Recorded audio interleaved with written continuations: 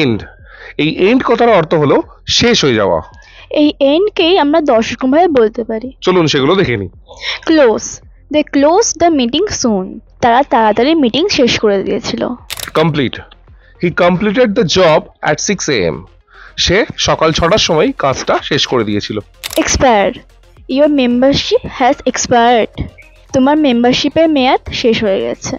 Drop, she was studing French but she dropped it. সে French শিখছিল ভাষা কিন্তু ছেড়ে দেয়। Finish, I have finished my dinner. আমি আমার ডিনার শেষ করেছি। Give up, the task was too difficult so he gave up. টাস্কটা খুব কঠিন ছিল, কাজটা খুব কঠিন ছিল, তাই সে কাজটা ছেড়ে দেয়। Quit, I quit my job yesterday. আমি গতকাল আমার কাজ ছেড়ে দিয়েছি। Stop, you should stop smoking. তোমার স্মোকিং বন্ধ করে দেওয়া উচিত। Terminate, her contract with the company was terminated as she was unfaithful.